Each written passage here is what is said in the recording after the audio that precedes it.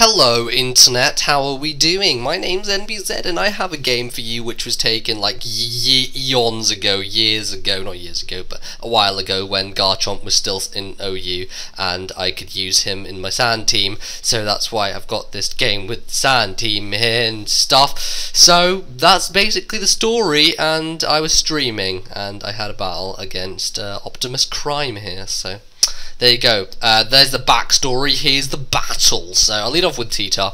Obviously, Flygon is most likely going to be Scarfed lead, so I don't want to be taking an Earthquake or a U-turn. In both scenarios, Gliscor is the best possible switch, and so I'm going to go straight to Gliscor. As you guys know, I prefer to use Leftovers Gliscor with Roost and Stealth Rock as opposed to Poison Heal. So that's what happens. I have the Leftovers Gliscor, not the Poison Heal one, and you know, it does me good when I need it to. So.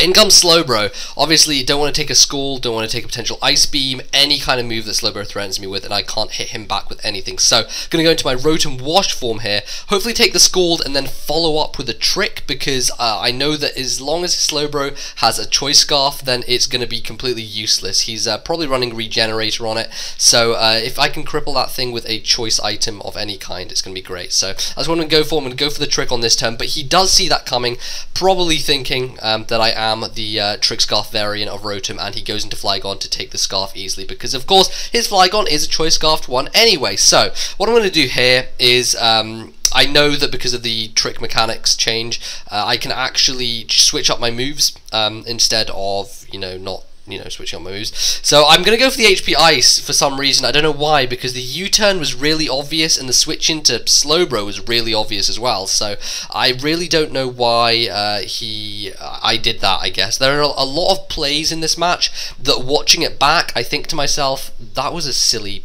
thing to do, Zed. Why did you do that? I guess on this night when I was streaming, I was doing pretty terribly. I was like losing left, right, and center. So yeah, some of my moves I can't really explain because I was being a bit retarded. But in comes Nubs. As you can see, Nubs back in action, going to take pretty much 0 damage from that Scald there. And yeah, I'm just going to sit here, take the Scalds all day. Doesn't matter if I get burned, I've got the rest to take that. And, anything else that he so happens to wish to do to me, I can deal with it easily. So I'm going to knock off his lefties first of all, decrease his survivability somewhat, because it means that as long as I get the lefties off, I can follow up with a Toxic on him, and then proceed after the Toxic to go for, a rest and stall him out, or to, I don't know, do whatever the hell I want, encore him into a specific move where I can switch into something else to resist it and take advantage of the situation. But it doesn't happen. I missed the Toxic on him, and because I missed the Toxic, I know he doesn't want to take another one, so I'm going to predict his switch, go for the leftovers, go for the knockoff on his switch, which is Empoleon. And obviously I can't Toxic Empoleon, so my best bet is to go for the encore just to see what he's going to lock himself into. Potentially risky because he could have gone for a physical water move, but most Empoleons are specially based anyway, so if he did go for Surf, I would have taken it nicely regardless, because I just have that massive special defense.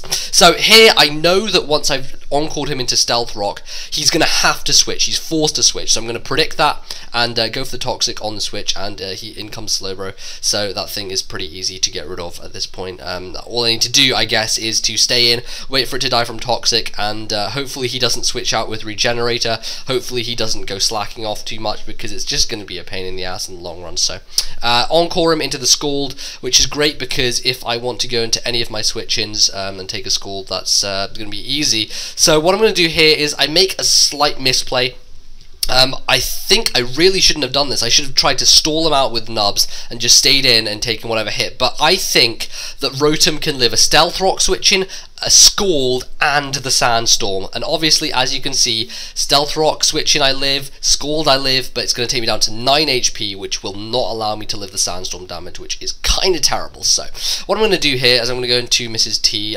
Maybe he wants to get Regenerator back at this point, so I'm thinking on the off chance that he does want to do that, I'm going to get a sub up. If he doesn't want to switch out, then it's great, because first of all, he may not break my sub because just the lack of a special attack investment, and I have special defense stuff. But he also loses damage from Toxic and will ensure me the KO with Crunch or Dark Pulse. Like I said, I'm Crunch on this, Crunch on the following turn. So, perfect, he's right down to a minuscule amount. I can kill him with either a Crunch or, I guess, another move that I choose in my arsenal. But I do decide to kill him with a Crunch, and down he goes into the hole of death and blackness. darkness where no one shall return from. So he comes back in with Flygon Jin, my name, which I called my Qui-Gon Jinn. I think I just called my Flygon Qui-Gon Jinn in 4th gen, but good nickname nonetheless, you know, does the job. I know he's going to U-turn. U-turn or Earthquake. Again, back to pretty much where the start of the match happened, where I go to Gliscor to take it. I actually get some Sandvale hacks and dodge the first U-turn, but it's not really going to matter because he wants to get out of there anyway. The only advantage that it's going to give me is it's going to allow me to set up Stealth Rocks on the switch, as opposed to, you know, setting them up or doing anything else to this Feraligatr when it comes in. So now the Feraligatr's in, I'm kind of scared because I don't have a safe switch in for it. A lot of my team is weak to water, and it's going to be very difficult to take this guy out. So what I'm going to go for is the Toxic with a Gliscor. Hopefully he's not going to carry Ice Punch. He may carry Superpower or something. I don't know if he's going to carry that as well. Superpower wouldn't make much sense on a Dragon Dance Seb. I'm hoping he doesn't have it, and he does have it. So great, Gliscor's going to go and die. I could have predicted that, gone to T-Tar, taken a bit more poison damage, then jumped back to another poke to take the Waterfall, but I think that Stealth Rock would have hurt me in the long run, and also just him constantly hitting me. He may well have predicted me at some point as well and gone for the Dragon Dance on one of the hits. But here I make another move which kind of makes me go, why the hell did I do this?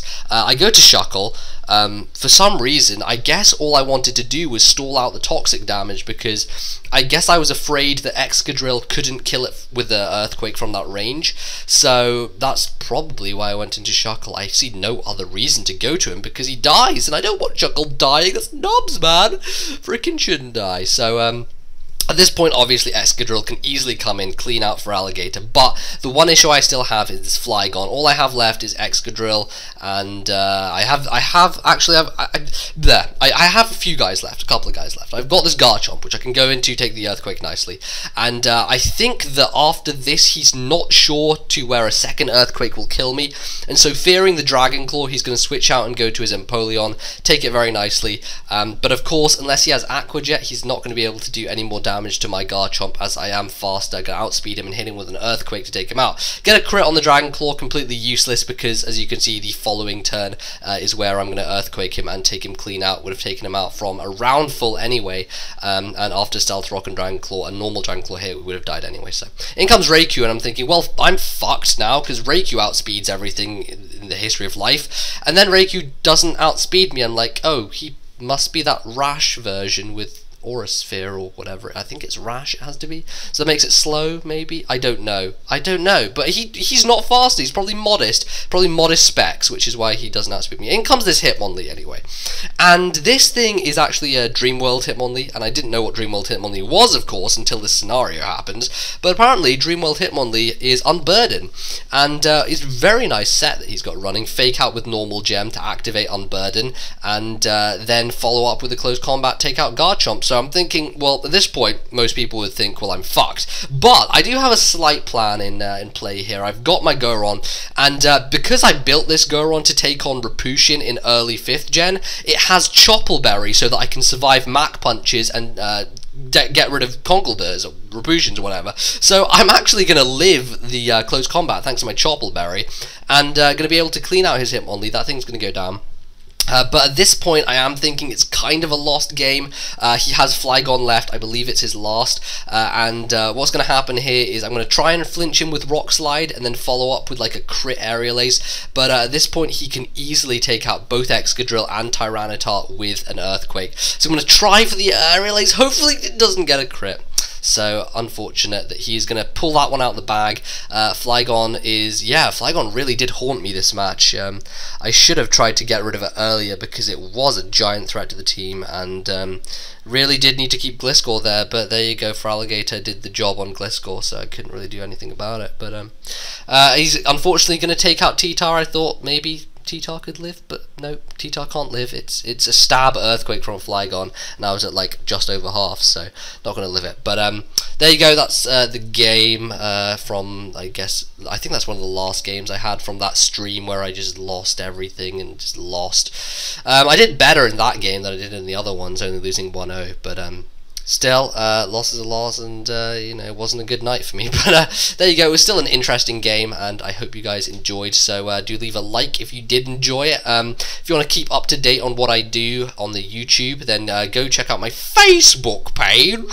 I didn't say Fakebook there. It's Facebook page, because some people don't know what Fakebook means, and then they'd just like stare at me in confusion or something, and then I'd get fully paralyzed, and you know.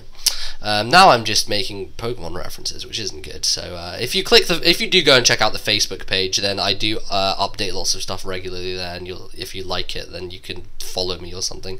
You can also check out my Twitter, which is Twitter for those unaware. Where I do random things on Twitter, because you know, Twitter's fun, and that, I guess, is going to be it. I've rambled for quite a long time, and it is very late. I woke up at like 3 p.m., 3 in the afternoon today, because I was tired, and basically I didn't get round to making this video until now, which is like 11 p.m. my time. So this will go up now, and you can watch it on Saturday, because it's supposed to be a Saturday upload, but I'm still talking. Why am I still talking? I have this habit that is talk and talk and talk, and I can't stop. But that's gonna be the game. I hope you guys enjoyed, and I'll see you guys on Tuesday. Goodbye.